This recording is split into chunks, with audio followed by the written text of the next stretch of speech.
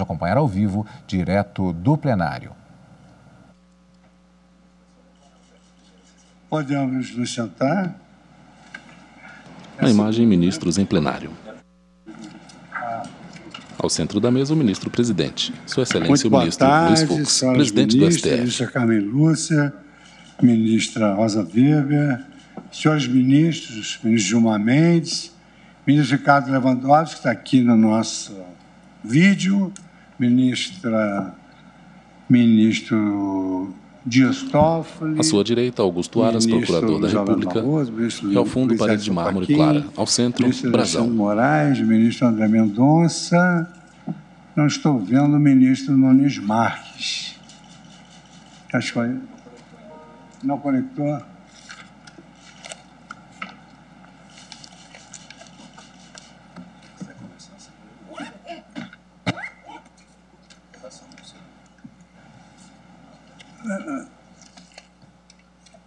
Só entre deselegância de...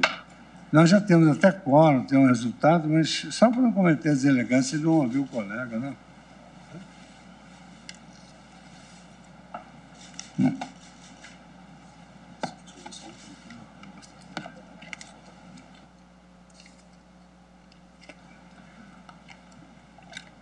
O ministro Gilmar já conseguiu entrar? Já.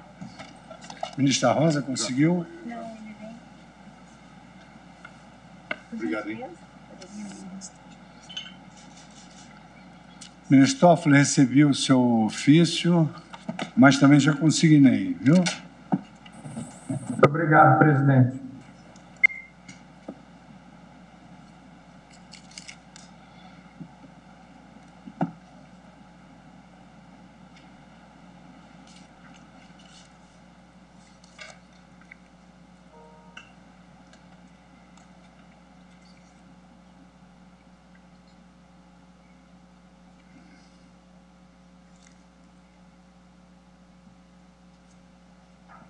Já votei, presidente. Não viu.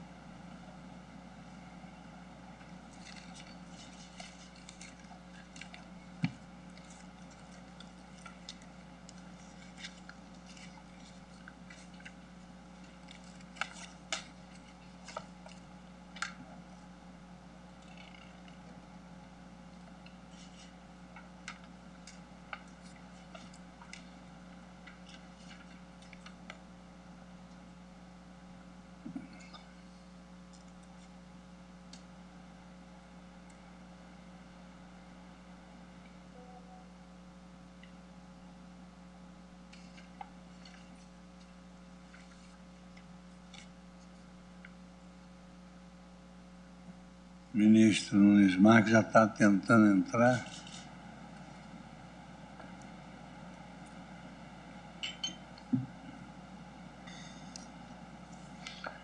Ministro Nunes Marques, já... Já votou, ministro Nunes Marques? Porque a sessão administrativa foi marcada para a eleição do membro indicado pelo Supremo para o CNMP em Na pauta, razão sessão de administrativa. anterior rejeição pelo Senado Federal.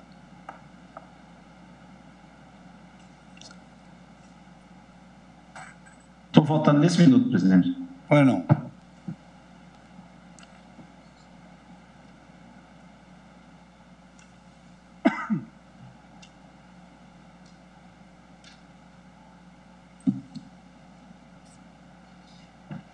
Já temos?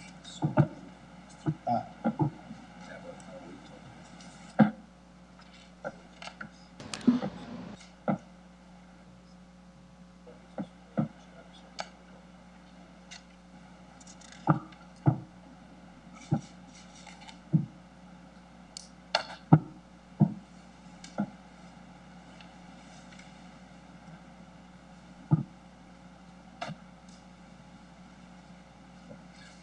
Já concluí. Na imagem, vista interna do plenário do Supremo Tribunal Federal.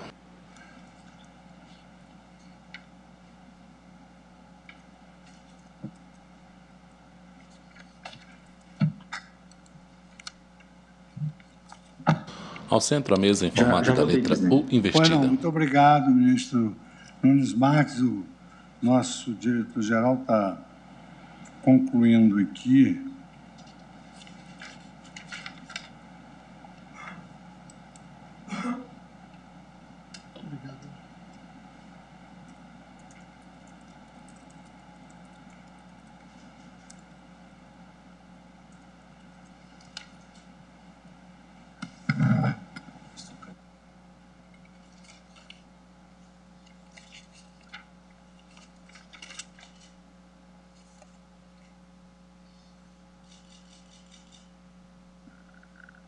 Alguns ministros participarão da sessão de forma virtual.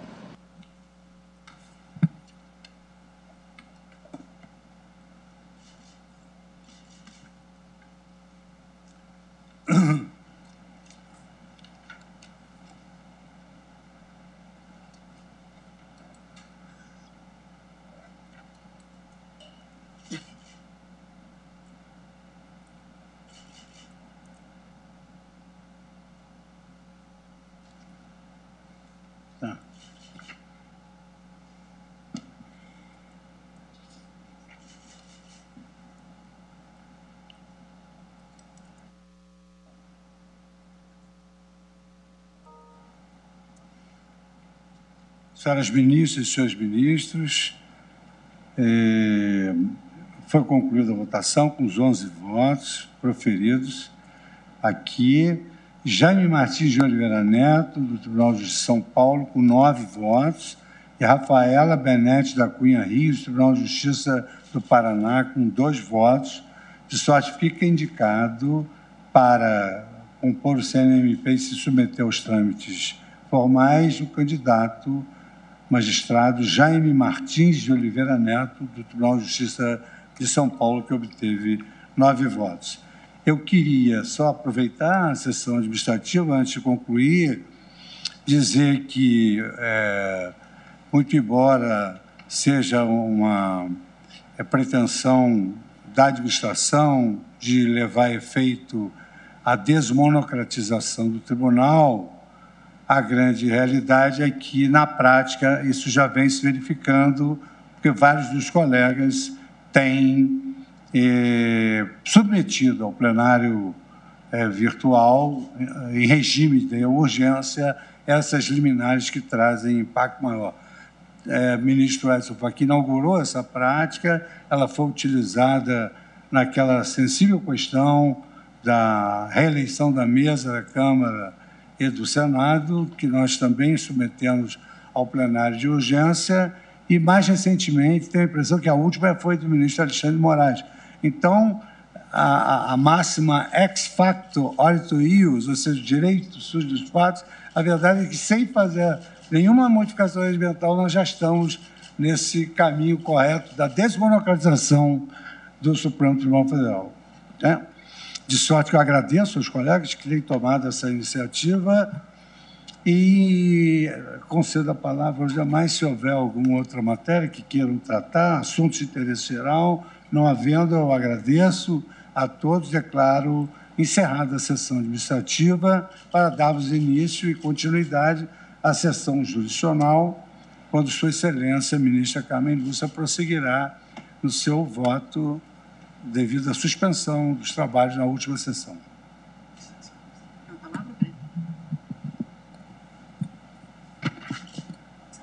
Senhor presidente, tem a leitura da ata? Pois não. Queria saber exatamente. Então, agora, encerrando a sessão administrativa, eu faço a abertura da 9ª sessão ordinária do plenário do Supremo Tribunal Federal, com a leitura da ata da sessão anterior. Ata da 9ª sessão extraordinária do plenário do Supremo Tribunal Federal, realizada em 31 de março de 2022.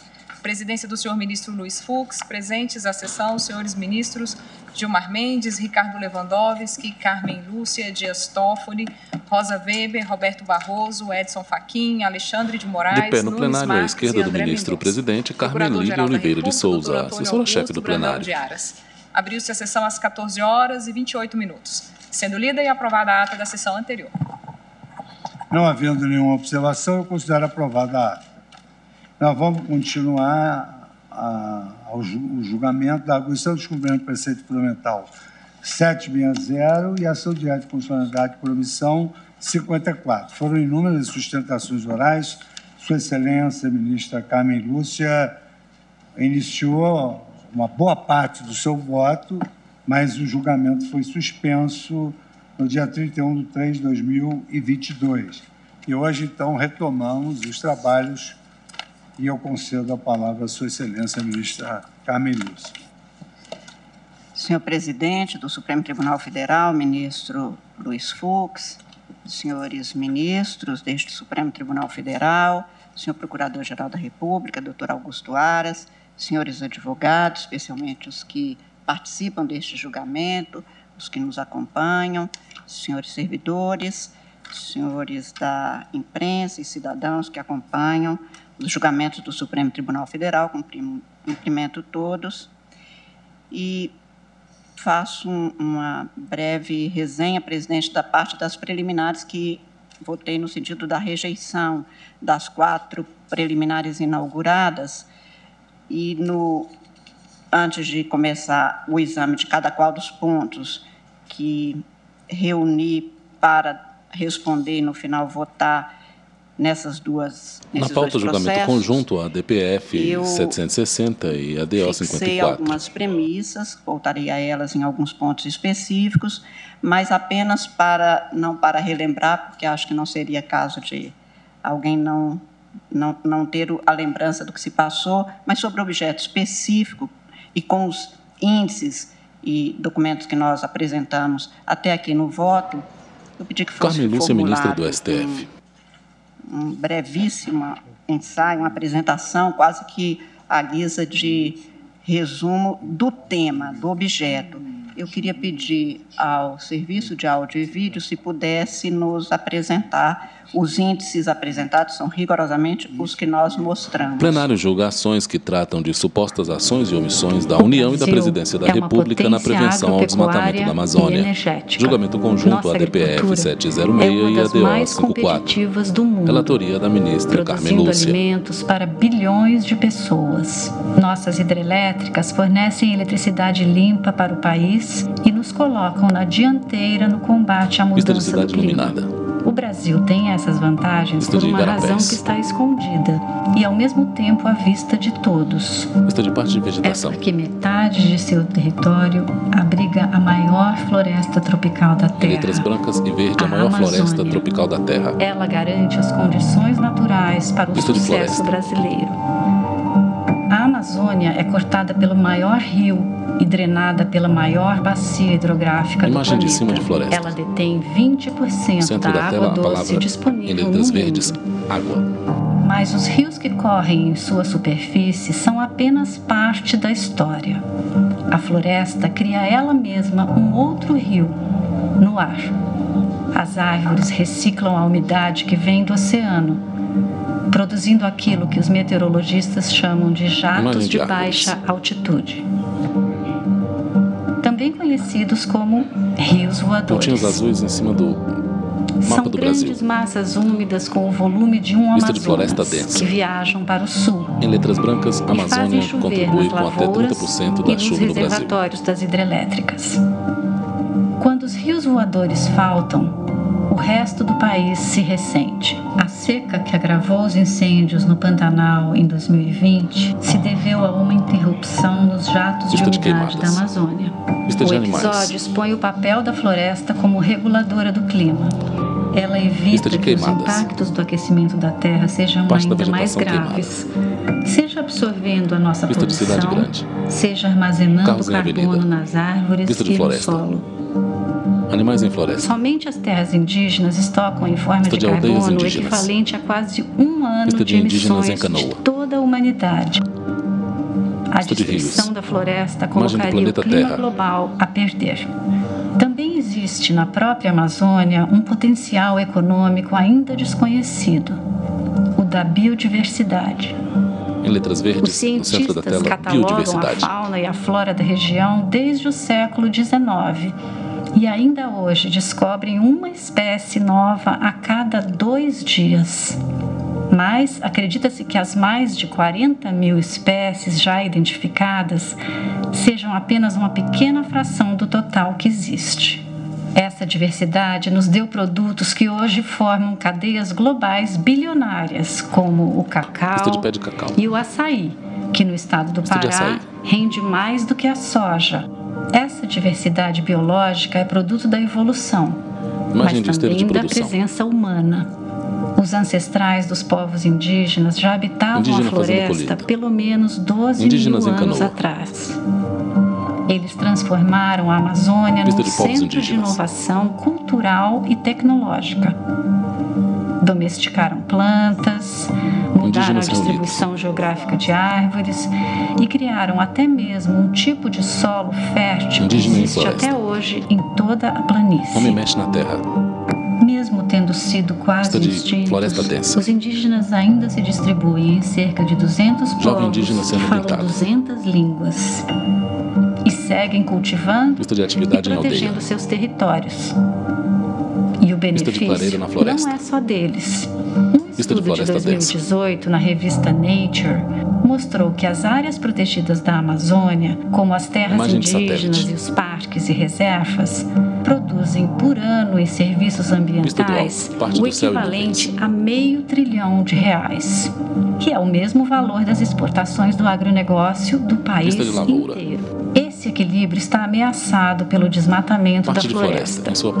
Desde os anos 1970, o Brasil pratica na Amazônia a maior eliminação de um ecossistema natural de que se tem notícia na história humana. Em 1975, apenas 0,5% da Amazônia havia sido desmatada. Em 1990, chegamos a 5,5%. Hoje já são 20% da área original da floresta destruídos. Em menos de 50 anos, perdemos quase uma área equivalente aos territórios de Alemanha e França juntos. Grande área devastada. Outros 20% estão degradados por fogo ou por exploração predatória de madeira. A imensa maioria desse desmatamento é criminoso. 1/3 dele resulta diretamente da grilagem, nome dado à apropriação ilegal de terras públicas. Quase 99% tem algum indício de ilegalidade e menos de 5% dos alertas de desmatamento tiveram alguma ação dos órgãos públicos. De 2004 a 2012, o Brasil adotou um plano bem-sucedido para reduzir o desmatamento. A devastação caiu 83% nesse período. Depois voltou a subir e saiu de controle a partir de 2019.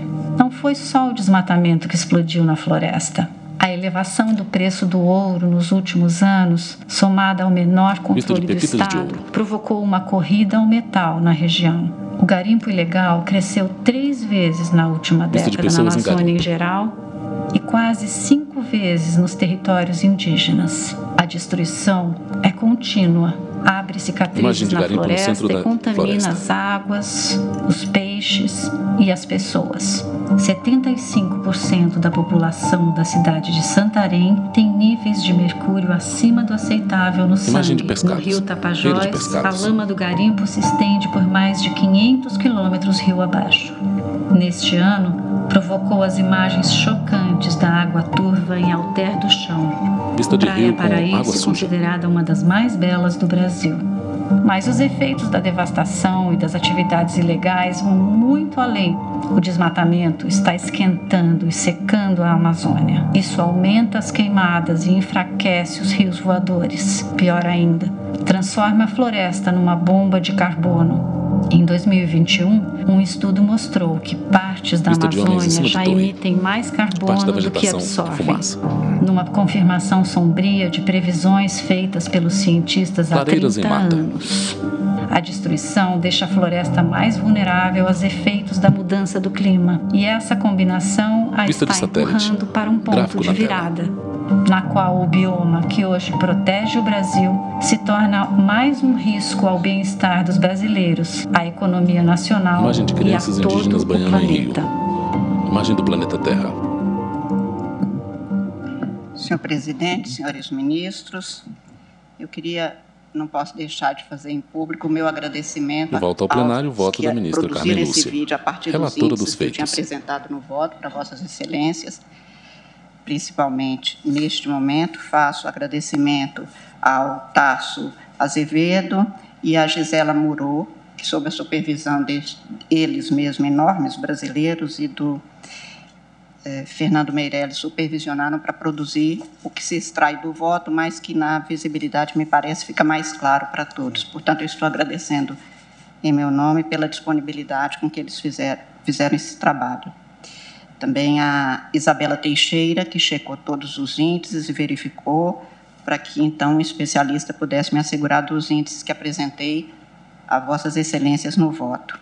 E antes de dar continuidade, senhor presidente, eu peço licença ainda, e não pude fazer isso antes, porque queria fazer uma referência ao que foi plenário julga ações que tratam de supostas ações e omissões da União e da Presidência da República na prevenção ao desmatamento da Amazônia.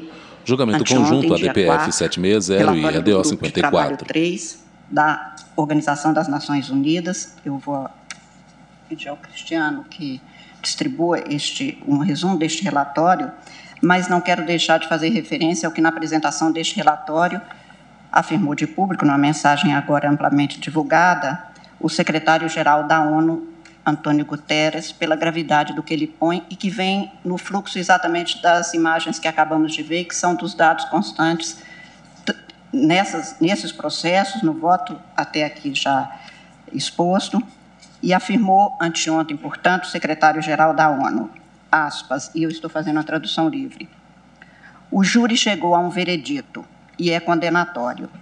Este relatório do painel intergovernamental sobre mudanças climáticas é uma longa enumeração de promessas climáticas não cumpridas. É um arquivo da vergonha, catalogando promessas vazias que nos colocam firmemente no caminho para um mundo inabitável. Estamos em um caminho rápido para o desastre climático. Principais cidades debaixo d'água, onda de calor sem precedentes, tempestades aterrorizantes, falta de água generalizada, extinção de 1 milhão de espécies de plantas e animais. Isso não é ficção ou exagero, é o que a ciência nos diz que resultará de nossas atuais políticas energéticas. Estamos a caminho de um aquecimento global de mais do dobro do limite de 1,5 grau acordado em Paris. Alguns líderes governamentais e empresariais estão dizendo uma coisa, mas fazendo outra. Simplificando, eles estão mentindo e os resultados serão catastróficos. Esta é uma emergência climática. Cientistas do clima nos alertam que já estamos perigosamente perto de pontos de inflexão, que eu realcei aqui como tipping point, ponto de não retorno, que podem levar a impactos climáticos em cascata e irreversíveis. Mas governos e corporações de alta emissão, quanto à alta emissão, não estão apenas fechando os olhos, estão adicionando combustível às chamas. Estão sufocando nosso planeta com base em seus interesses e investimentos históricos em combustíveis fósseis, quando soluções mais baratas e renováveis proporcionam empregos verdes, segurança energética e maior estabilidade de preços. Saímos da COP26 em Glasgow com um otimismo ingênuo, baseado em novas promessas e compromissos. Mas o principal problema, a enorme e crescente lacuna de emissões, foi praticamente ignorado. A ciência é clara. Para manter o limite de 1,5 grau acordado em Paris ao alcance, precisamos cortar as emissões globais em 45% nesta década. Mas as atuais promessas climáticas significariam um aumento de 14% nas emissões, e a maioria dos grandes emissores não está tomando as medidas necessárias para cumprir até mesmo essas promessas inadequadas. Os ativistas climáticos, às vezes, são descritos como radicais perigosos, mas os radicais verdadeiramente perigosos são os países que estão a aumentar a produção de combustíveis fósseis. Afirma ainda o secretário-geral. O relatório de hoje está focado na mitigação, redução de emissões. Na maioria dos casos, as energias renováveis já são muito mais baratas. Isso significa que os governos acabam com o financiamento do carvão não apenas no exterior, mas em casa. Significa proteger florestas e ecossistemas como poderosas soluções climáticas. Significa progresso rápido na redução das emissões de metano. E isso significa implementar as promessas feitas em Paris e Glasgow. Os líderes devem liberar, mas todos nós podemos fazer a nossa parte. Na pauta, julgamento conjunto ADPF 760 e ADO 54. Jovens, relatoria da ministra Carmen Lúcia. E as comunidades indígenas, por soar o alarme e responsabilizar os líderes. E termina o secretário afirmando que o relatório de hoje chega em um momento de turbulência global. As desigualdades estão em níveis sem precedentes. A recuperação da pandemia de Covid-19 é escandalosamente desigual. A inflação está a aumentar e a guerra na Ucrânia está a fazer que os preços dos alimentos e da energia disparem. O aumento da produção de combustíveis fósseis só piorará as coisas. As escolhas feitas pelos países agora farão ou quebrarão o compromisso de 1,5 grau. As promessas e planos climáticos devem ser transformados em realidade e ação agora. É hora de parar de queimar nosso planeta e começar a investir na abundante energia renovável ao nosso redor. Eu estou entregando para os senhores, como eu disse, essa avaliação do relatório do painel intergovernamental sobre mudanças climáticas, exatamente pela gravidade do que ali se mostra e que apenas reforça, e não farei leitura, até porque meu voto já vai muito alongado, apenas para fazer a demonstração de que o que dizia antes sobre os princípios que me orientaram na compreensão e aplicação das normas constitucionais, lançados, por exemplo, sobre o que é o Estado constitucional ecológico ou socioambiental, nas noções já devidamente consolidadas, a garantia, no caso brasileiro, do meio ambiente ecologicamente equilibrado, com os princípios que regem as gerações presentes e gerações futuras, os dispositivos constitucionais, desde o artigo 1º, o artigo 3º, o artigo 170, o artigo 225 da Constituição, 220 da Constituição, todos eles a cuidar 225 a cuidar especificamente do meio ambiente ecologicamente equilibrado como direito fundamental. Os princípios que regem, na minha compreensão, esta matéria e que listei como princípio da dignidade ambiental, da ética ambiental, da solidariedade em matéria ambiental, da eficiência ambiental e o princípio da responsabilidade em matéria ambiental. Também, após enumerar e afirmar o que considerava o cerne de cada qual desses princípios, fiz referências aos instrumentos no Brasil, aos nossos compromissos firmados no plano internacional, com destaque para os compromissos, os ajustes de que o Brasil se fez signatário, comprometido e responsável, as proteções de direitos dos povos originários, de sua cultura, as convenções, enfim, todo o arcabouço normativo constitucional que garante compromissos e responsabilidades do Estado brasileiro, não apenas com os habitantes do Brasil, mas para evitar, como disse, uma erosão não apenas ambiental, mas democrática, uma vez que estamos a falar dos próprios direitos da humanidade. Analisei os princípios da vedação do retrocesso, que não é apenas aplicável, como disse, em matéria ambiental. O que o direito construiu foi o princípio da proibição do retrocesso democrático, do retrocesso em matéria de liberdades conquistadas e, como derivação, o princípio do retrocesso em matéria ambiental, porque se busca um nível progressivo de condições de melhoria da vida, de dignidade, exatamente com direito à saúde, tudo levado a efeito com a garantia do meio ambiente ecologicamente equilibrado.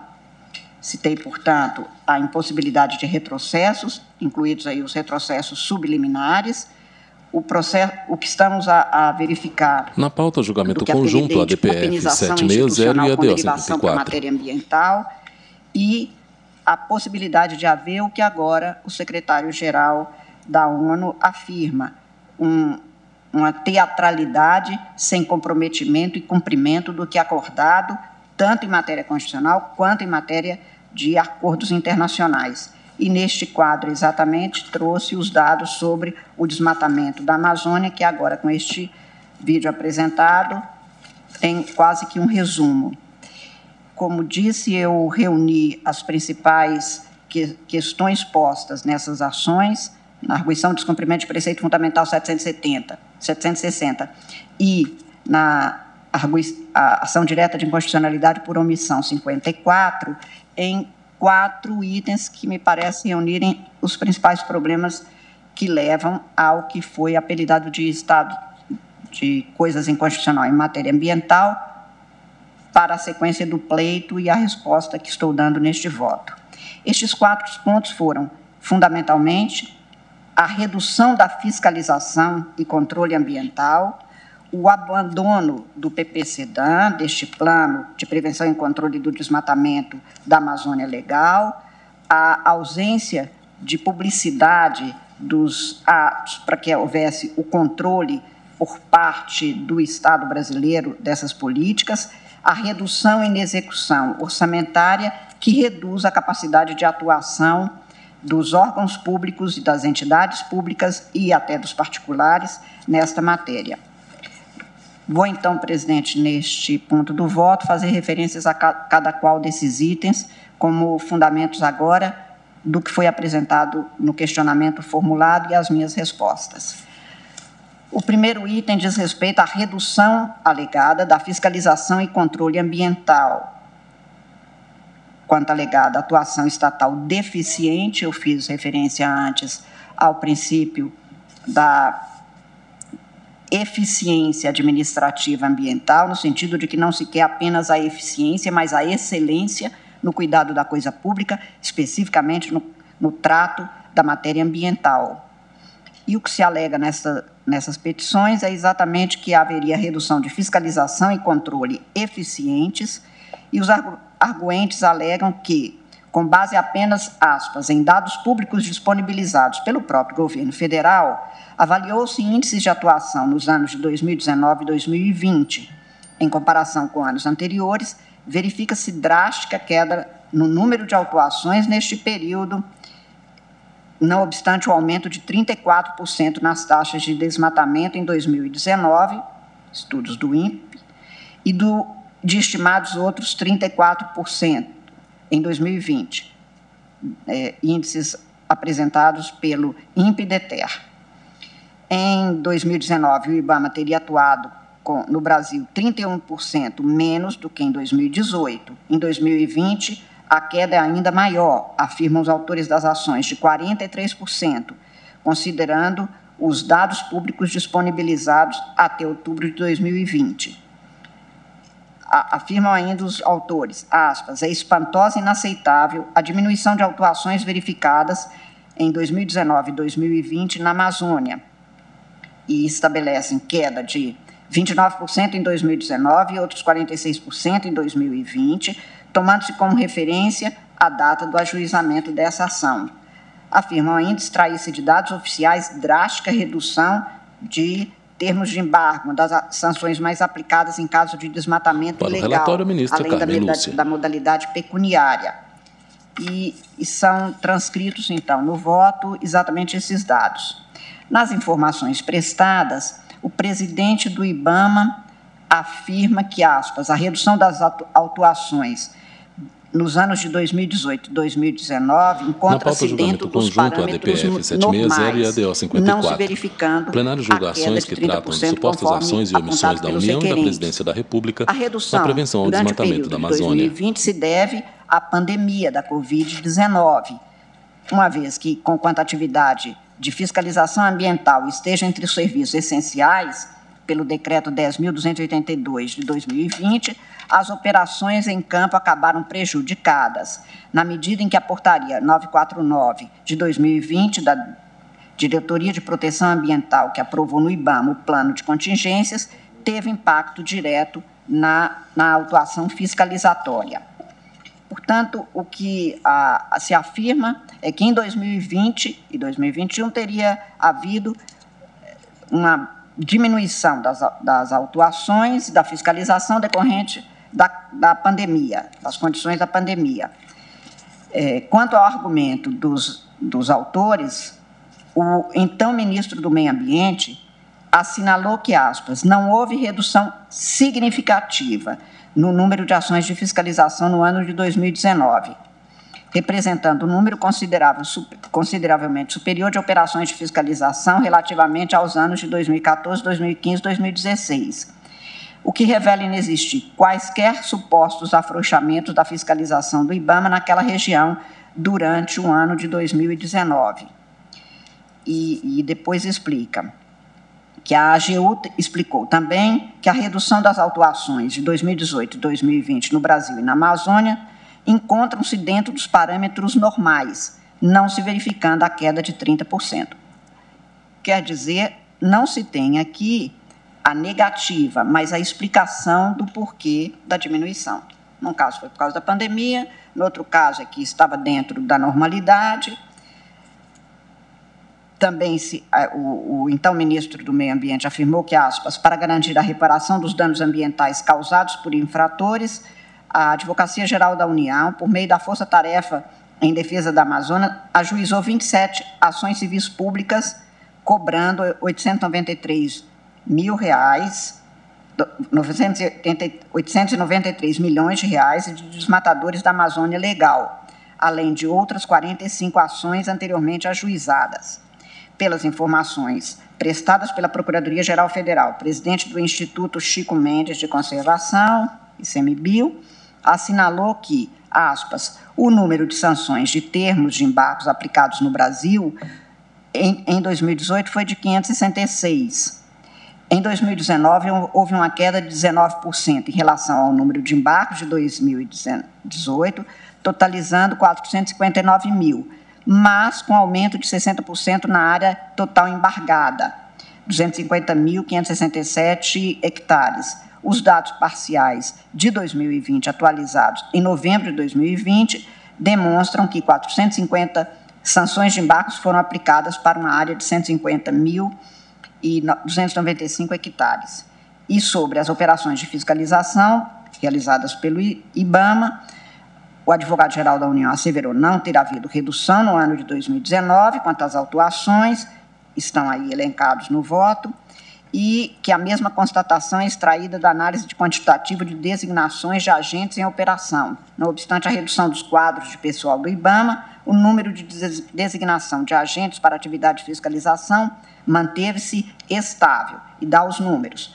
Promoção de 2.378 designações em 2019, representando um nivelamento geral em relação à média dos exercícios anteriores. Quantidade de autos de infração lavrados também não condiz com os argumentos. De acordo com registros constantes de banco de dados oficiais, verifica-se o número total de 3.446 autos de infração lavrados em 2019 na Amazônia Legal. Também em relação aos valores, durante o ano de 2019, a totalização que está no voto em cada ano, de 2014, 2015, 2016, 2017, 2018, 2019, e o eminente ministro Bruno também elencou esses dados da tribuna no dia 30, na quarta-feira. E o que se tem na página 18, no EDOC 116, é que, diante dessas informações, percebe-se claramente que as alegações dos autores não encontram abrigos em dados oficiais provenientes de órgãos do governo federal, os quais reforçam a afirmativa de que a atuação técnica fiscalizatória tem se mantido firme no propósito preservacionista do meio ambiente especial do bioma da Amazônia Legal. Fecho aspas. Analisado tudo, presidente, senhores ministros, diferente do afirmado pelos agentes que apresentaram informação, os dados constantes dos autos evidenciam: 1. Ter havido aumento das áreas desmatadas, de queimadas ilegais, de cometimento de crimes ambientais, de crimes contra direitos humanos, especialmente em relação aos indígenas e aos moradores da floresta. B. 2. Os resultados e o que demonstrado nos autos comprovam ter havido a alegada diminuição da capacidade fiscalizatória do IBAMA, aliás, foi até afirmado mesmo da tribuna, que já se tem um concurso para prover os cargos que estão vagos e que, portanto, diminuíram a capacidade de atuação desta entidade, o que explica, em parte, também os resultados apresentados comprovadamente nos autos sobre o aumento da destruição da floresta amazônica e a diminuição da capacidade fiscalizatória ou da atuação fiscalizatória do Estado. É de se esclarecer o que vem a ser essa ação fiscalizatória para que se tenha exatamente a análise correta do quadro. Há um regulamento interno de fiscalização ambiental do IBAMA, aprovado por portaria número 24 de 2016, que estabelece que a ação fiscalizatória ou ação de fiscalização ambiental consiste no ato de fiscalizar empregando todos os procedimentos, medidas e meios necessários para a sua execução, visando apurar as infrações ambientais, ou seja, considera-se ação fiscalizatória aquela que se vale dos meios necessários para a eficiente busca do cumprimento desta finalidade. O dispêndio de trabalho executado pelos servidores, os recursos físicos e financeiros, tem que se voltar à verificação do cumprimento da legislação ambiental. Constatada alguma ilegalidade, lavra-se auto de infração. Isso está no artigo 70 da Lei 9.605 de 98. É então que se tem a instauração do processo administrativo e apuração de infração e responsabilização do infrator. Estou transcrevendo também no voto o artigo 39 daquele regulamento, segundo o qual a operação de fiscalização ambiental compreende um conjunto de ações fiscalizatórias e técnicas a serem executadas de forma organizada, segundo estratégias pré-estabelecidas em local e período definidos para atingir objetivos que, em geral, não estariam ao alcance de ações fiscalizatórias isoladas. Ou seja, não basta uma ou outra ação solta, isolada. É preciso que haja o estabelecimento de uma atuação conjunta, voltada a um determinado objetivo, com definição do local, período, para que se tenha o alcance do objetivo. Executa-se com eficiência a atividade fiscalizatória pela organização de um conjunto para se atingir um objetivo mais amplo. A ação fiscalizatória rotineira, relativa à execução de atividades na execução de fiscalização pontual e circunstancial, é realizada de maneira repetitiva, desvinculada de estratégias pré-estabelecidas, sem necessidade de grande esforço de meios operacionais, embora ocorra, portanto, mas ela não tem o objetivo de cumprir a finalidade da fiscalização ambiental. Aquelas rotineiras não têm a finalidade de responsabilização administrativa ambiental, é uma forma de organização de trabalho, e essas podem ter ficado no mesmo nível. A sua indicação como parâmetro de desempenho de fiscalização ambiental não é indicador para avaliar o desempenho da organização no cumprimento da finalidade fiscalizatória ambiental, porque para essa não se dispõe de uma unidade de medida padronizada para ser cotejada com esta primeira. Se num determinado período forem realizadas 10 operações de fiscalização, com 2 agentes em cada uma delas, durante 15 dias, isso equivale a 300 dias servidor de esforço de fiscalização. Se, no mesmo período, forem realizadas 6 operações de fiscalização, com 5 agentes cada, durante 15 dias, isso equivale a 450 dias servidor de esforço de fiscalização. Portanto, apesar do segundo exemplo realizar um número menor de operações, o esforço é maior pelo aproveitamento na atividade. Os resultados também são afetados pela forma com que as operações são realizadas, que é a estratégia que se refere à norma do regulamento. O que é fiscalizado, onde, quando, quem, como influenciam os resultados. Estratégias mal elaboradas conduzem a maus resultados, não se chegando à apuração de infrações ou de inexistência delas, e, portanto, mesmo que tenham ocorrido as condutas, tendo ocorrido aquelas fiscalizações rotineiras não são objetos de lavratura de autos, não há referência a áreas que precisam ser embargadas, não há bens apreendidos, se for o caso, quem fala é a ministra, não relatora dos autuadas as feitos. infrações Excelentíssima eventualmente ministra Carmen constatadas, Lúcia. mesmo que se tenham operações realizadas, o que se tem é a aparência de algo que não se volta ao cumprimento dos objetivos de eficiência administrativa fiscalizatória, constituindo o que eu estou chamando de um engodo administrativo e que o Guterres chamou de um descumprimento de tarefas.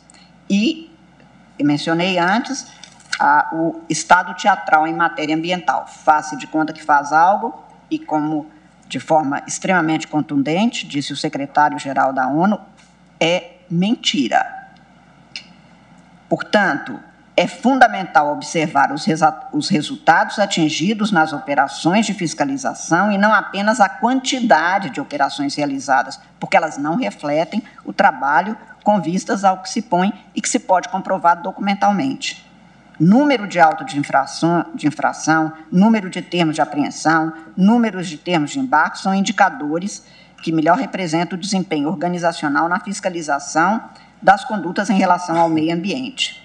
Do que consta dos autos e documentado, o número de autos de infração lavrado pelo IBAMA entre 2019 e 2021 foi a menor nos últimos 10 anos, ao menos. E eu estou apresentando aí no voto para Vossas Excelências o número do que foi feito, figura número 1, a média de autos de infração lavrados no período foi de 22% menor do que a média de 2012 a 2018. No ano de 2020, houve o menor número de autuações realizadas pelo IBAMA em todo o Brasil, seguido de 2021 e 2019. Essa queda nas autuações também é percebida nos diversos partes do território nacional. Das 27 unidades federadas, 21 pioraram o desempenho médio dos últimos 3 anos em relação a 2012 e 2018, tudo documentado. Houve alterações nas normas de regência de fiscalização ambiental, mas, para além disso, o órgão passa por problemas como redução de pessoal, que o ministro Bruno Bianco já até alertou, e da tribuna também, que está em fase de provimento de cargos, lotação nos cargos de gestão por pessoas sem conhecimento na área, decorrentes, parece que, de indicação política. Os servidores reclamam de assédio moral, reclamam ainda de desapreço público de altas autoridades contra o serviço, contra os servidores, há uma precarização da infraestrutura, tudo, como disse, devidamente documentado nos autos, a repercutir negativa e diretamente no desempenho tanto dos trabalhadores quanto dos trabalhos. E, neste sentido, senhor presidente, foi mencionado da tribuna e consta do voto, constando também dos documentos acostados aos autos, a análise feita pelo Tribunal de Contas da União, que analisou especificamente este tema. O voto é longo, mas a auditoria realizada pelo Tribunal de Contas sobre a fiscalização para combate ao desmatamento ilegal na região da Amazônia, e o TCU conclui de maneira taxativa, tem sido impactada pela diminuição da capacidade fiscalizatória do IBAMA ante a redução significativa do quadro de servidores.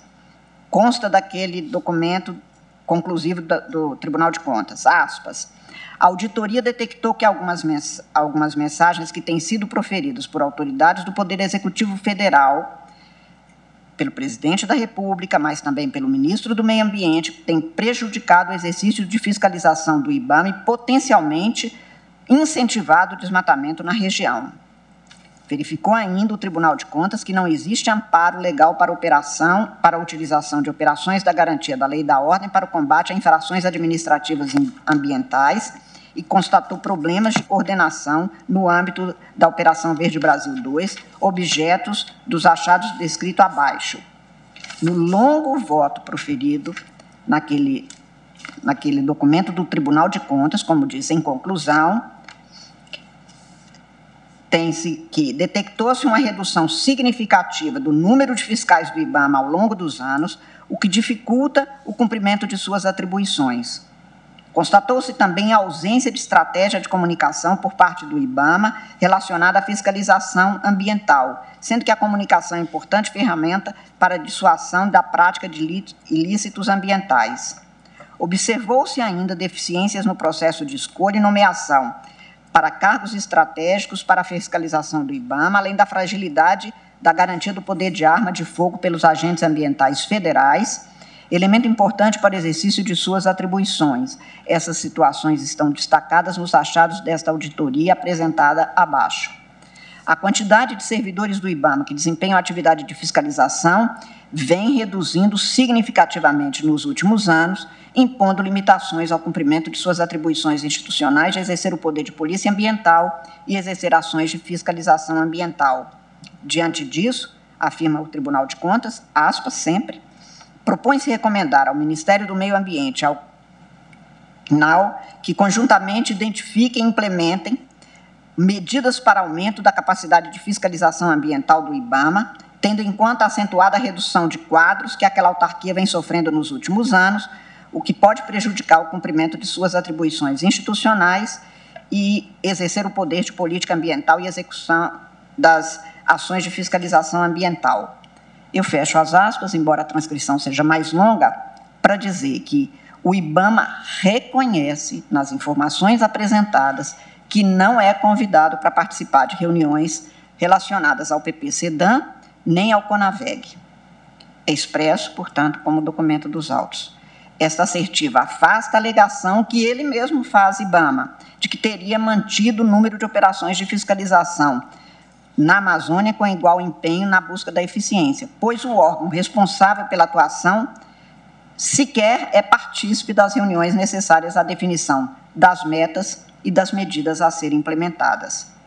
As operações foram mantidas, do que se comprova nos autos em números, mas sem eficiência, sem estratégia, sem cumprimento do regulamento do IBAMA, portanto, sem resultados de eficiência na fiscalização, para evitar a permanência de estado de omissão fiscalizatória e afrouxamento administrativo que estimula e reforça plenário julga ações que tratam de supostas ações e omissões da União e da Presidência da República na prevenção ao desmatamento da Amazônia. Os valores arrecadados a título de multa teriam sido substancialmente superiores aos anos anteriores, e a DO 54. Não infirma a omissão estatal em autuar aqueles que transgridem normas ambientais, porque apesar do aumento do valor monetário arrecadado, o número de autuações decresceu desde 2017.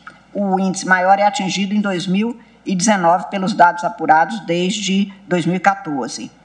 E conforme os dados apresentados pela Advocacia Geral da União, os autos lavrados em 2014 correspondem a 4.730 autos, 2015, 5.438, 2016, 5.532. Em 2017, cai para 4.526, em 2018, 4.104, em 2019, 3.446. Portanto, há uma diminuição.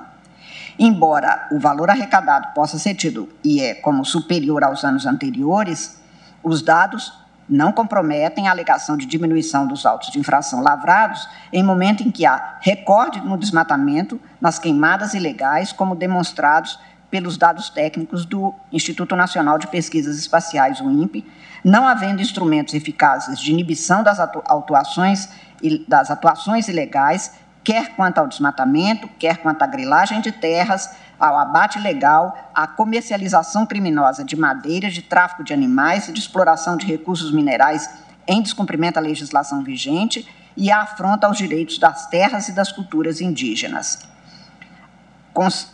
Deve-se constar das informações das autoridades estatais, ou consta dessas informações, o argumento de que em 2020 a redução das autuações teria decorrido da pandemia causada pela Covid-19.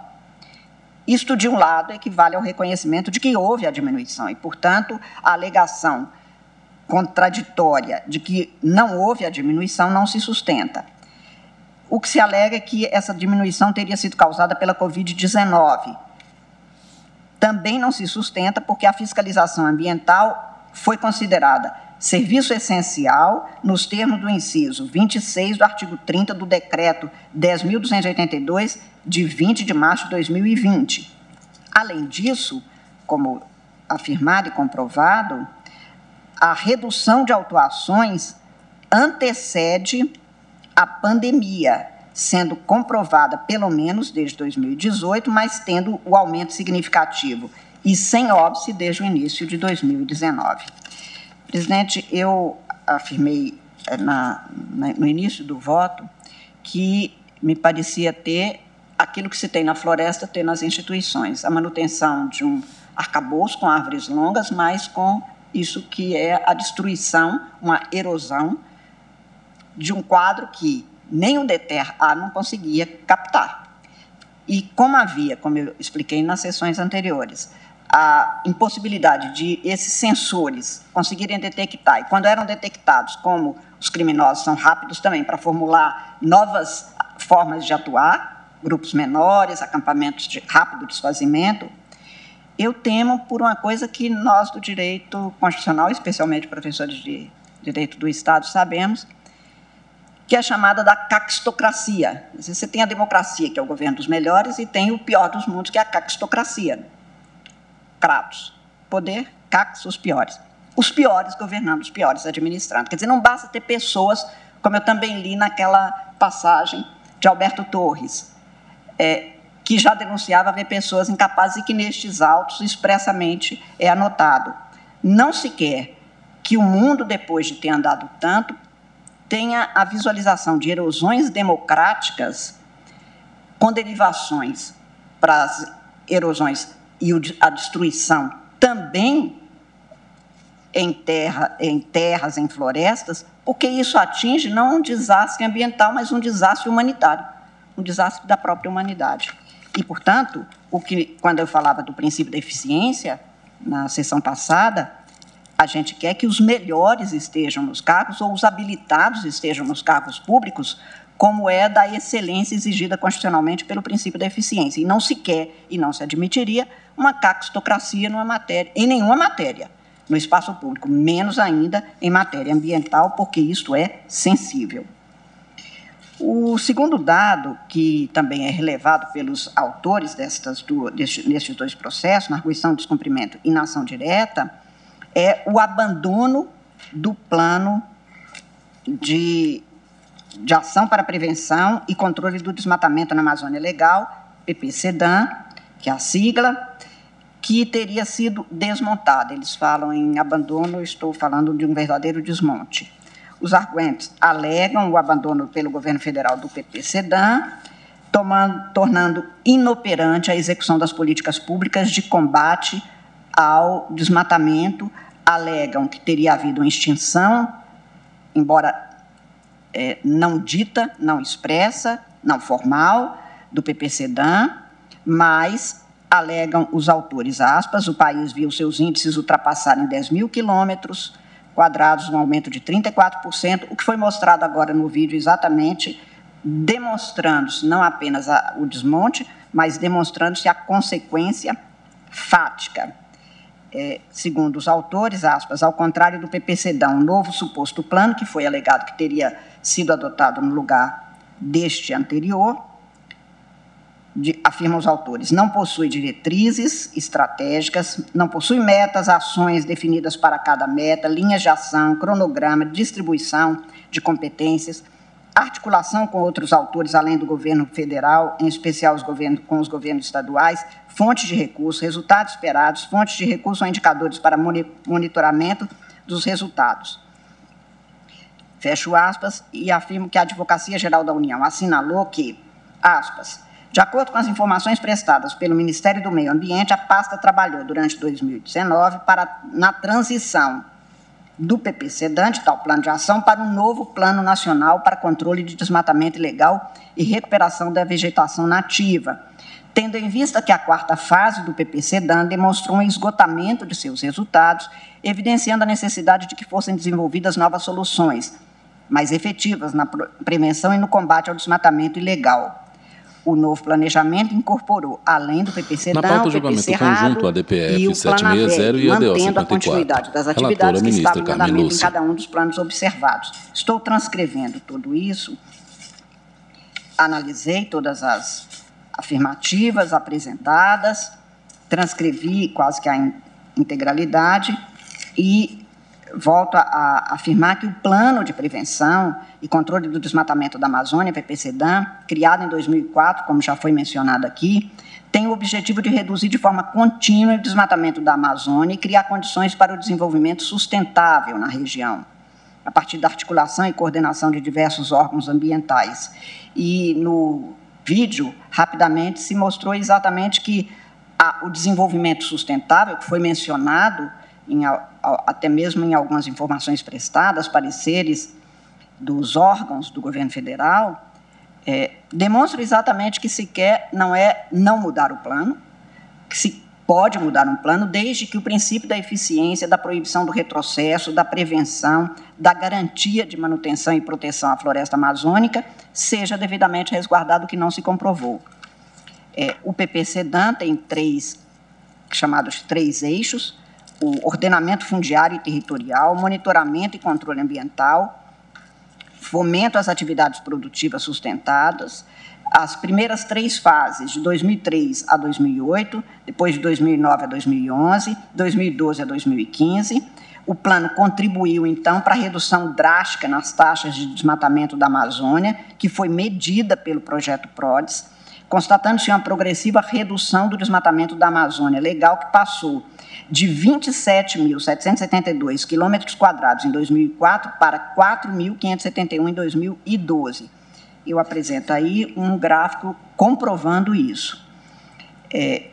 Uma pesquisa realizada, uma avaliação independente do PPC-DAN pelo IPEA, Instituto de Pesquisa Econômica Aplicada, pela Comissão Econômica para a América Latina, pelo CEPAL, enfim, por várias entidades, à luz dos objetivos estabelecidos pelo plano, concluiu que o PPC-DAN, aspas, contribuiu de maneira fundamental para a redução do desmatamento e estabelecer um novo marco de ação integrada no combate ao desmatamento ilegal na região. Estou transcrevendo.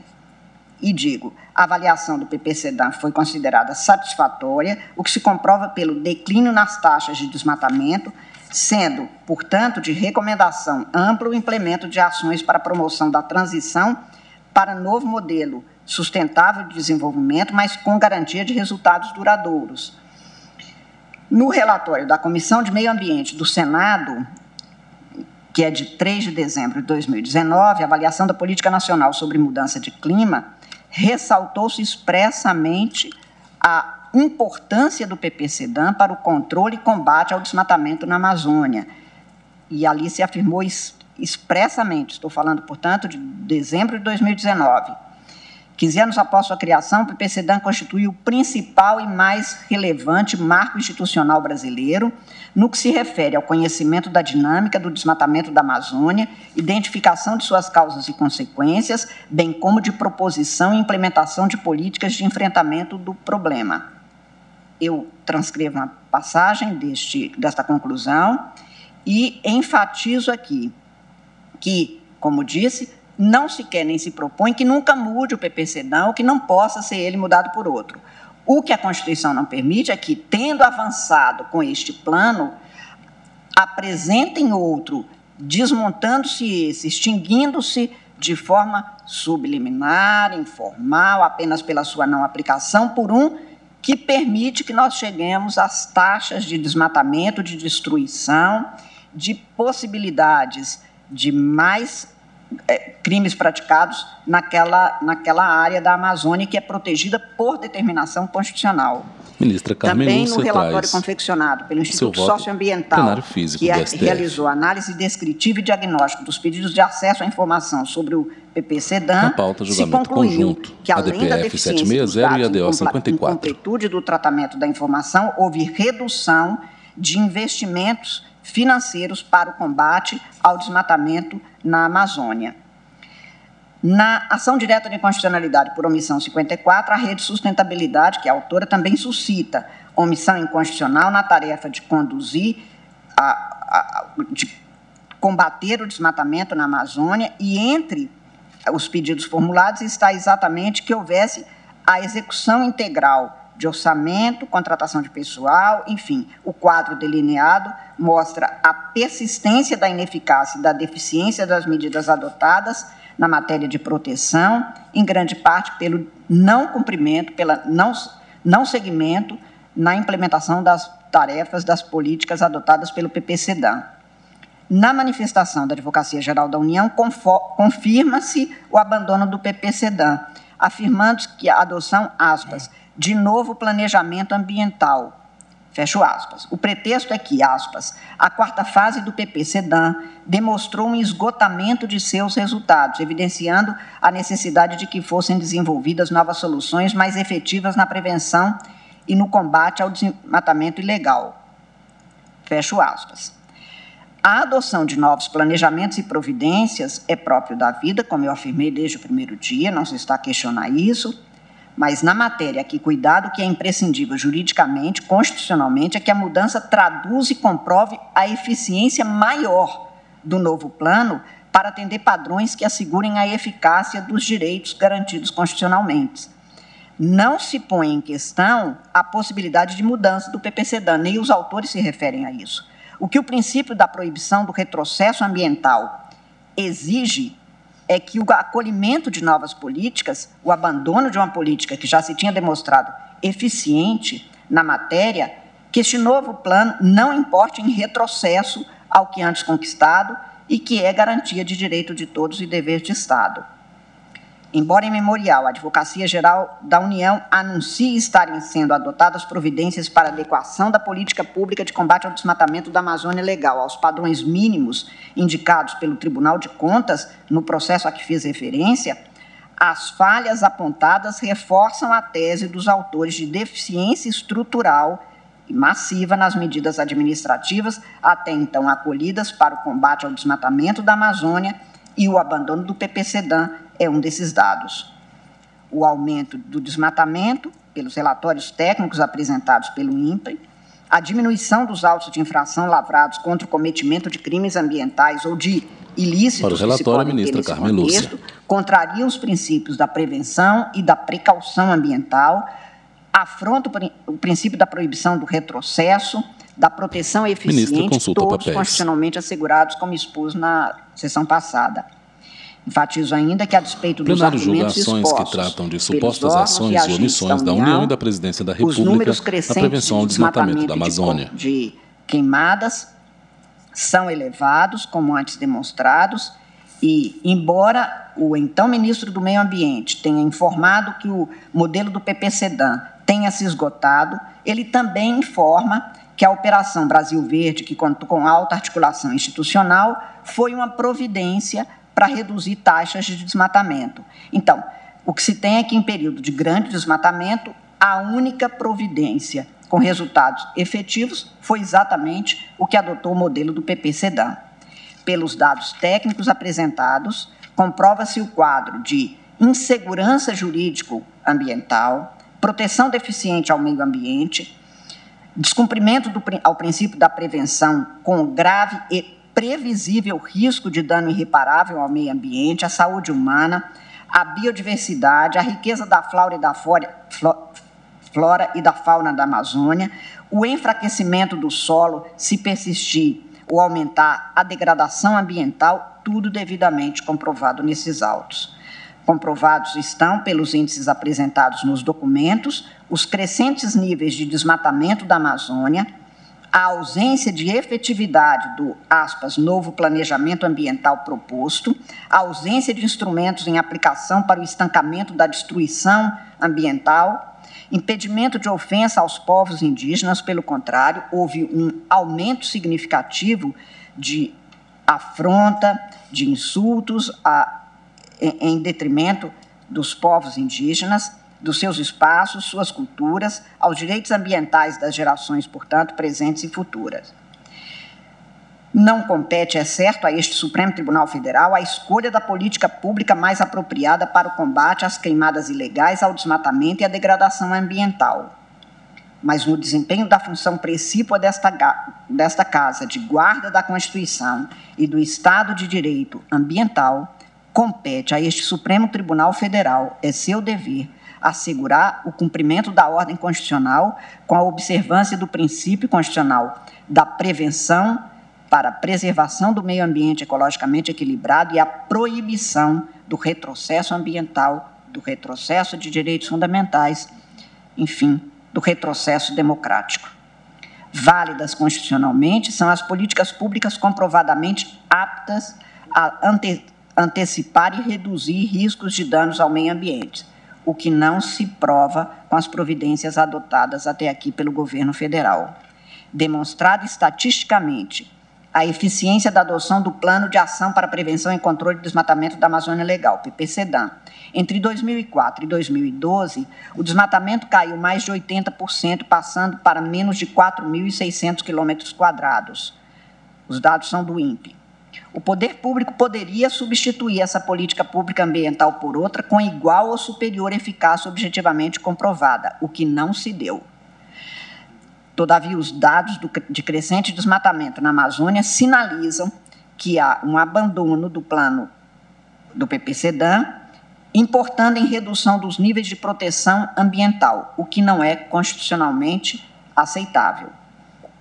No mesmo sentido, que vai levar à inconstitucionalidade do estado de coisas em matéria ambiental, tem-se ainda a reforçar os argumentos dos autores dessas ações, da arguição e da ação direta de inconstitucionalidade, a conclusão do Tribunal de Contas da União numa auditoria realizada.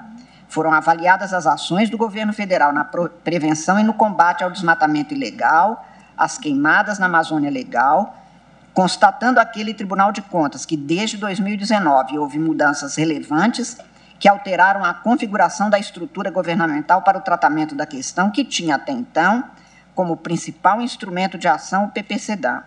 Na auditoria levada a efeito pelo Tribunal de Contas, foram constatadas numerosas falhas no Plano Nacional para o Controle do Desmatamento Ilegal e Recuperação da Vegetação Nativa, prevista para 2020 e 2023, e que é apontado como política pública substitutiva ao PPCDAM. Houve ausência de participação ampla da sociedade civil e do setor privado na construção do plano, falta de definição clara das competências dos principais autores envolvidos na formulação e coordenação da política ambiental, por exemplo, o Ministério do Meio Ambiente e o Conselho Nacional da Amazônia Legal, CNAL. Na pauta do julgamento conjunto, a DPF 760 e a ADO 54. As metas são pouco precisas e não há prazos específicos. Eu transcrevo aí para os senhores ministros a conclusão, destacando alguns trechos em que o Tribunal de Contas, de forma expressa, clara, objetiva, conclui no sentido de que a leitura das metas suscita questões, por exemplo, quantitativo ou percentual dos aumentos e ampliações das unidades de conservação, da eficiência, pelo que significa, senhor presidente, que comprova-se o que é alegado pelos autores.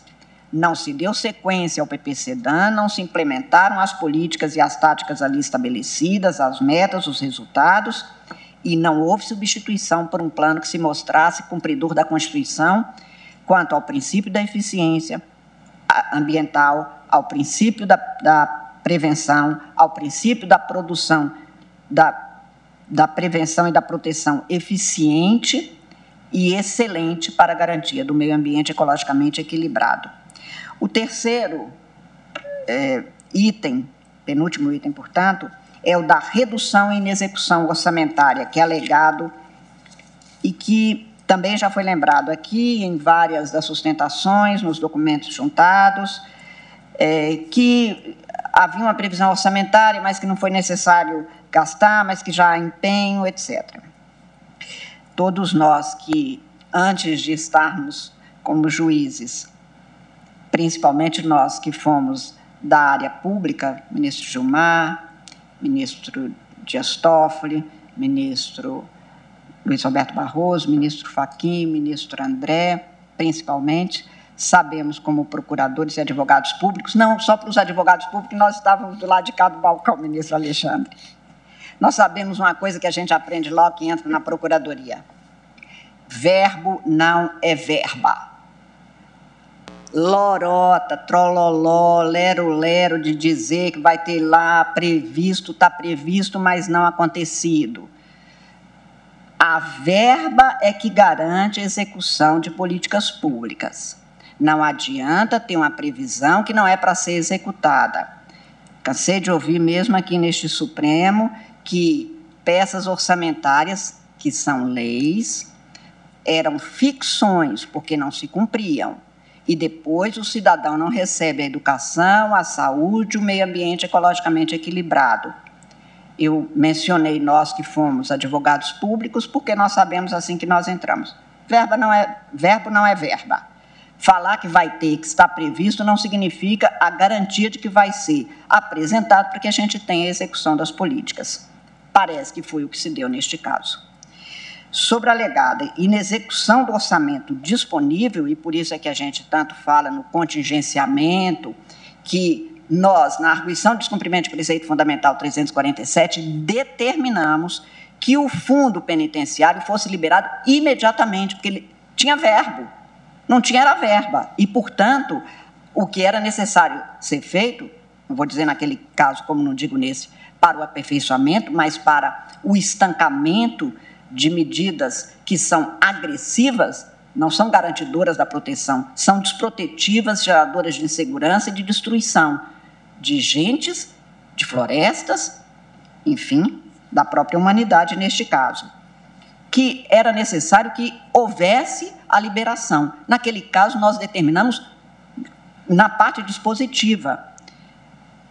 Por isso, porque há a constatação de que não há como se adotar política pública, quem fala é a ministra Carmen Lúcia, relatora dos feitos. Especialmente em matéria ambiental, que, como eu lembrei na sessão da semana passada, há um tripé a assegurar o raciocínio e a prática em matéria ambiental, que são o respeito e a deferência à ciência, a participação da sociedade civil e a cooperação internacional, incluída a financeira. Neste caso, por fundos internacionais, a ministra Rosa vai relatar a ação direta de constitucionalidade 59 sobre o Fundo Amazônia, mas já estou antecipando que aqui o que se alega é a ausência de execução do orçamento disponível, que, portanto, é mencionado, referido e garantido desse jeito, como verbo. Haveria um congelamento do financiamento das políticas públicas e os autores afirmam que, aspas, no que se refere ao IBAMA, quanto à dotação inicial prevista para a fiscalização ambiental, os recursos em 2020 são 25,3 menores que aqueles de 2019, dá os números, quando o Brasil e o mundo se estarreceram com o aumento do desmatamento, queimadas e incêndios. Para piorar, o orçamento autorizado em 2020 foi ainda menor. Em funcionamento normal da fiscalização ambiental, considerados os anos anteriores e com a regular operacionalização do PNAPA, Plano Nacional Anual de Proteção Ambiental, 66 milhões são absolutamente insuficientes para as operações que devem ser realizadas pelo IBAMA. E aí vem se fazendo, e transcrevi para Vossas Excelências no voto, como houve uma diminuição expressiva... Na pauta do julgamento conjunto, a DPF 760 e a DO 54. E, infelizmente, um aumento de queimadas, da ecocriminalidade, de recursos que tinham sido a imagem, ministros em plenário. Que não foram entregues, ao fundo, parte da plateia. Poltronas, em sua maioria, narrados, vazias. Afirmam os autores, aspas, IBAMA, ICMBio e FUNAI não possuem dotação orçamentária inicial suficiente para o cumprimento de suas missões, tendo sido percebida drástica queda se comparado com os valores disponíveis em anos anteriores. A execução do orçamento disponível, que é a liquidação, está muito abaixo do que os órgãos praticam historicamente, inclusive, especialmente no que tange às ações voltadas à fiscalização e controle de ilícitos ambientais. Há enorme déficit de servidores nos 3 órgãos, o que tem impossibilitado a atuação suficiente das entidades administrativas, fecho aspas. A redução em execução orçamentária no Ministério do Meio Ambiente, anota a Advocacia Geral da União, aspas, ao traçar uma correlação entre a presente arguição e a DPF 743, a Presidência da República colacionou trechos das informações prestadas, em que consigna teor da nota informativa tal, elaborada pela Secretaria do Meio Ambiente, que ao tratar das despesas discricionárias relativas aos anos 2015 a 2020, o Ministério do Meio Ambiente esclareceu que os valores estão muito próximos ao limite autorizado para essa finalidade. No ano de 2019, houve uma maior efetivação no volume de empenhos, fixados em 944 milhões de reais, correspondentes ao incremento de 17,9% em relação ao volume empenhado em 2018, tido como ano em que ocorreram o valor máximo empenhado. E aí eu transcrevo tudo que é afirmado sobre esta matéria. Afirmo, a análise da questão posta sobre a execução dos recursos orçamentários no Ministério do Meio Ambiente, num relatório confeccionada para o Observatório Clima por Sueli Araújo, aponta a ruptura das políticas ambientais em andamento desde 2019, vislumbrada na redução dos recursos orçamentários aplicados. A atual gestão do Poder Executivo não estipulou metas ou objetivos, o que, segundo a Controladoria Geral da União, impossibilita a avaliação dos resultados apresentados pelo Ministério do Meio Ambiente desde 2019. Plenário julga ações que tratam de supostas ações e omissões da União e da Presidência da República na prevenção ao desmatamento da Amazônia. Considerando apenas as ações orçamentárias a cargo do Ministério do Meio Ambiente na condição de administração direta, constata-se um quadro de reduzida capacidade de execução no ano de 2019 e nos 8 primeiros meses de 2020. Os valores são tão baixos que a constatação que se chega é que se trata de uma inação calculada e ideológica, previsto por McDonnell e Hart. Ponderada a execução orçamentária, o projeto em curso é não fazer política ambiental, seja paralisando o que vinha sendo executado, seja não iniciando novos projetos que tenham a devida concretude. A dificuldade da execução também está caracterizada fora do período da pandemia, como mostra o relatório da Auditoria Anual de Contas realizada pela Controladoria Geral da União, com relação aos gastos do Ministério do Meio Ambiente em 2019, fecho aspas. A conclusão sobre a redução dos níveis de investimento no controle do desmatamento é objetivada no relatório confeccionado pelo Instituto Socioambiental. Também aqui vou deixar de ler, senhor presidente, porque está transcrito no voto, e o último parágrafo é no sentido de que, finalmente, em meio à pior crise de desmatamento e queimadas da Amazônia nos últimos anos, as informações fornecidas pelo governo federal dão sinais de baixíssimos investimentos para o combate ao desmatamento. Alguns indicadores fornecidos, implementação de unidade de conservação, demarcação de terras indígenas, autuações, uso do sistema DETER, fomento do manejo florestal e agricultura de baixo carbono, caíram significativamente em comparação aos períodos anteriores. Está no EDOC 45. Fecho aspas. No mesmo sentido, conclui a nota técnica apresentada por Gilberto Carvalho, ex-presidente do INPE, na qual se tem, aspas, em 2021, pela primeira vez desde o início da série histórica anual do INPE, a Amazônia assistiu a 4 anos consecutivos de aumento nas taxas de desmatamento. O corte raso, como eu expliquei, é o corte da floresta, retira-se a floresta. O corte raso teve uma expressiva alta de 22%, atingindo 13.235 quilômetros quadrados. Esse valor é 190% maior que o observado em 2012, que foi de 4.571 quilômetros quadrados. Plenário julga ações que tratam de supostas ações e omissões da União e da Presidência da República na prevenção ao desmatamento da Amazônia. Para 2022, infelizmente, é difícil esperar uma reversão deste cenário. Os dados do sistema DETER do INPE para 2022 indicam que janeiro e fevereiro de 2022 acumularam recordes de alertas de desmatamento. Normalmente, o período entre dezembro, janeiro e fevereiro e março acumula taxas menores de desmate, já que estão dentro da estação chuvosa, na maioria dos estados do bioma. No entanto, as taxas atuais se comparam aos registros da estação seca, em anos onde houver maior ação entre os crimes ambientais, fecho aspas. Os números apresentados, com demonstração de sua validade pelas fontes aproveitadas, comprovam o aumento do desmatamento, de práticas criminosas em relação ao meio ambiente, crimes contra indígenas, populações das áreas, a fauna, a flora e aos sistemas estatais tributário e financeiro. Nos termos do parágrafo 10 do artigo 165 da Constituição, elaborada a Lei Orçamentária Anual, a administração compete o dever constitucional de executar as programações orçamentárias, adotando os meios e as medidas necessários com o propósito de garantir a efetiva entrega de bens e serviços à sociedade. O que eu li agora foi a norma expressa da Constituição. O que se tem nas informações prestadas é a tentativa de justificar o descumprimento daquela norma por inexecutar os recursos orçamentários previstos. Leia-se, aspas, o Ministério do Meio Ambiente esclareceu que os valores empenhados estão muito próximos ao limite autorizado para essa finalidade, que no ano de 2019 houve uma maior efetivação do volume de empenhos, fixados em 944 milhões de reais, correspondentes ao incremento de 17,9% em relação ao volume empenhado em 2018, tido como ano que ocorrera o valor máximo empenhado.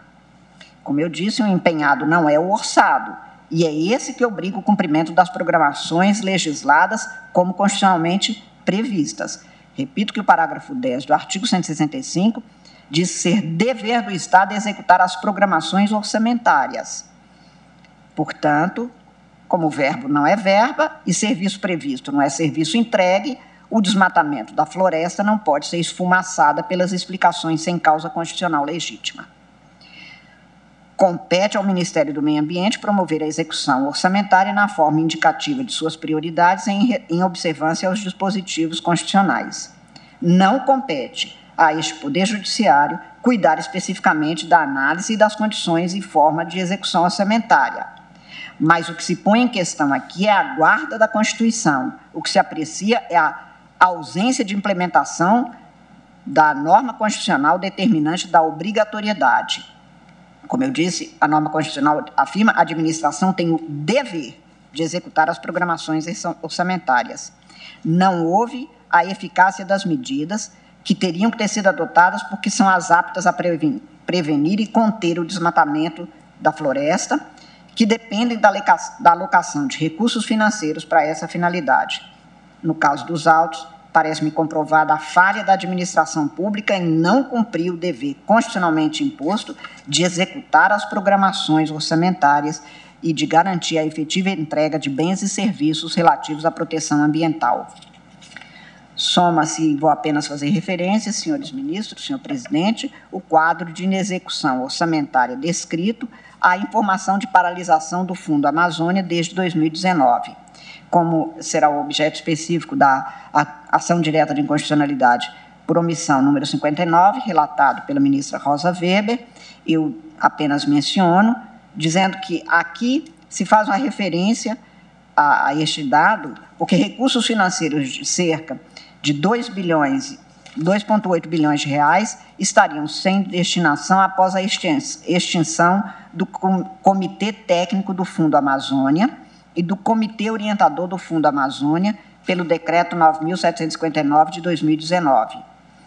O que se demonstra para os fins destas duas ações, arguição de descumprimento de preceito fundamental e ação direta de inconstitucionalidade 54, nestes autos, é a inconstitucionalidade por descumprimento da norma do parágrafo 10 do artigo 165 da Constituição do Brasil e decorrência deste comportamento, a ilegitimidade constitucional pela não prestação dos serviços de proteção ambiental, obrigação do Estado, direito de todos, e proteção e preservação da floresta amazônica. Tenho ainda um último item, senhor presidente, que vou tentar abreviar, que se refere aos dois, mas um é o enfraquecimento normativo no quadro ambiental, que também é dito na ação como sendo edição pelo governo federal de atos normativos que se destinam a inviabilizar a atuação estatal em matéria ambiental. Os autores afirmam que o enfraquecimento normativo na seara ambiental, estou citando entre aspas, verificado desde 2019 é grave e extenso, como pode ser verificado pelos dados do projeto Política por Inteiro, que atualiza alterações normativas sobre o tema das mudanças climáticas. Somado aos demais atos omissivos e comissivos apresentados na presente ação, a redução global dos patamares de proteção ambiental normativa decorrente de uma série de atos infralegais inviabiliza a execução satisfatória do PPCDAM, impõe grave lesão ao direito fundamental da coletividade ao meio ambiente ecologicamente equilibrado, além dos demais direitos versados na demanda. Fecho aspas, e são, então, listados, por exemplo, o Decreto 9.760, de 2019, que incluiu fases no processo sancionatório ambiental e que acarretou a consequência de suspender a tramitação processual até a realização da audiência do núcleo de conciliação. Este tema é objeto de uma arguição aqui. O Decreto 10.084, que revogou o decreto de 2009, 6.961, eliminou a vedação até então em vigor e passou a permitir atividades relacionadas à cana-de-açúcar na Amazônia e no Pantanal e aumenta, então, mais ainda a pressão sobre a floresta, tema de uma ação civil pública em curso. O enfraquecimento também é objeto de um despacho interpretativo 7036-900 de 2020, emitido pelo presidente do IBAMA, que extinguiu a possibilidade de se realizar fiscalização in loco sobre a exportação de madeira nativa e, pela nova interpretação que teria sido dada, fica dispensada na prática e inviabilizada a fiscalização dos portos brasileiros sobre a exportação de madeira nativa, restringindo essa atividade à mera avaliação remota de informações autodeclaratórias dos madeireiros. Menciona-se ainda outras arguições de descumprimento de preceito fundamental, ações em curso em varas de seção judiciária federal, outras ações mesmo em curso aqui no Supremo, incluída uma que está na pauta que nós estamos levando a efeito, presidente, por exemplo, a DPF 651, em que se questiona o decreto 10.224, de que sou relatora, que excluiu a sociedade civil do Conselho Deliberativo do Fundo Nacional do Meio Ambiente, o decreto 10.239 de 2020, que excluiu a participação de governadores do Conselho Nacional da Amazônia Legal, o decreto 10.223 de 2020, que extinguiu o Comitê Orientador do Fundo Amazônia, que era integrado pela sociedade civil e pelos governadores. Estes atos normativos são apenas exemplificativos da alegada desregulamentação estatal em matéria ambiental e que estão sendo discutidas em ações próprias. A menção a todas elas nesta arguição comparece como reforço de argumentação do quadro estrutural de desmonte da política ambiental no país, em detrimento das normas constitucionais determinantes de proteção eficiente, preservação da floresta, sistema protetivo do meio ambiente ecologicamente equilibrado, argumentos, portanto, todos eles, que servem para reforçar os argumentos apresentados. Somados ao exposto, os atos normativos exemplificativamente apresentados da alegada desregulamentação estatal em matéria ambiental são comprovados pelos altos índices de desmatamento na Amazônia. E me parece importante realçar que as assertivas dos arguentes, na arguição de descumprimento de preceito fundamental, estampam um procedimento comum, por isso é que ela é estrutural e massiva, como uma verdadeira poda normativa que se faz sem ruído, o que eu chamei de cupinização institucional, cujos efeitos se notam apenas com o estudo geral e o olhar atento sobre esse quadro, especialmente confrontados com os resultados que o entrave burocrático normativo impediu de cumprimento da finalidade de proteção das florestas, preservação dos mananciais, das reservas, da proteção das matas e garantia dos direitos de todos à existência digna e saudável. Argumenta-se ainda que haveria falta de transparência das informações sobre o cumprimento do PPCDAM, os autores apontam prática dos atos omissivos e comissivos, aos direitos fundamentais à informação, à participação em matéria ambiental, alegam que, desde a ausência de informações seguras até a ausência de respostas prontas, isto foi se consolidando nos últimos 3 anos. Não havia facilmente, sobre a 4ª fase de implementação do PP-SEDAM, resultados completos que pudessem ser disponibilizados para o pleno conhecimento dos cidadãos. O recebimento de respostas, quando questionados, é insuficiente. Grande parte dos pedidos não recebe resposta. A falta de transparência de dados sobre as questões ambientais. Sobre isso, alegou o então ministro do Meio Ambiente que ele dá alguns exemplos, oferece alguns dados sobre algumas perguntas que foram feitas e que teriam sido respondidas. O estudo das informações prestadas pelo então ministro do Meio Ambiente quanto aos resultados das ações fiscalizatórias estariam disponibilizadas ao público para consulta às autuações ambientais e aos embargos no sítio eletrônico indicados. Eu faço uma referência no voto, senhores ministros, a um avanço enorme que nós tivemos no Brasil, pela Lei 12.527, a Lei de Acesso à Informação, que regulamentou o acesso a informações como direito constitucional fundamental previsto no artigo 33 do artigo 5º, no inciso 2 do parágrafo 3º do artigo 37, no parágrafo 22 do artigo 216 da Constituição.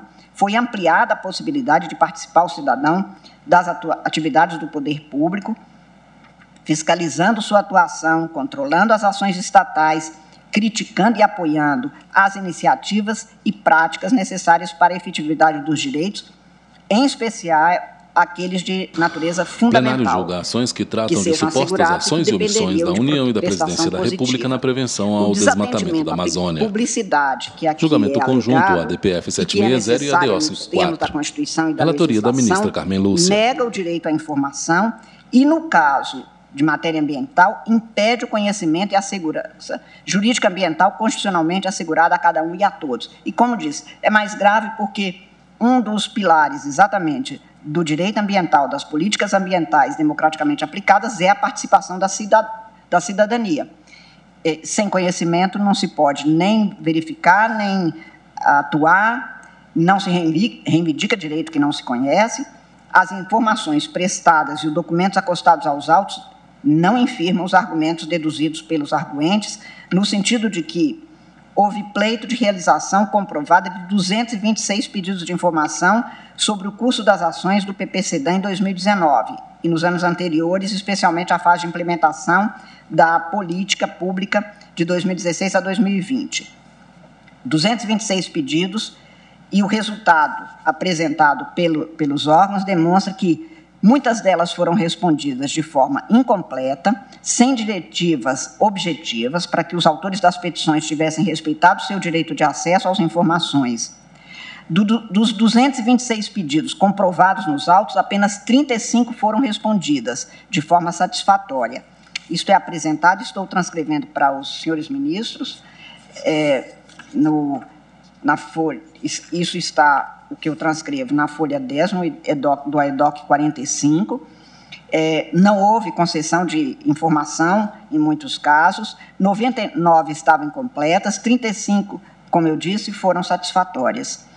O relatório do Instituto Ambiental detalhou situações de incompletos, imprecisos os dados fornecidos, detectando, portanto, falhas, tanto no direito à informação, que é constitucionalmente estipulado, quanto à lei de acesso à informação, que regulamenta esse direito fundamental, como mais ainda em matéria ambiental, por ser direito fundamental da coletividade.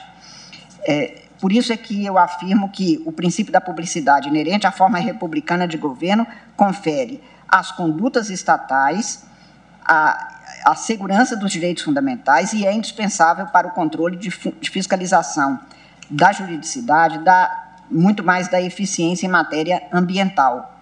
A Constituição estabelece como direito fundamental, parágrafo 3º do artigo 10 da Lei 12.000 527, que até transcrevi também como artigo 7º, garante como se dará a prestação desse serviço, e isto não está sendo cumprido. E eu lembro ainda que, nesta matéria, o Brasil assinou a Declaração do Rio de Janeiro, resultante da Rio 92, que tem entre seus princípios o direito à informação ambiental, é o princípio 10.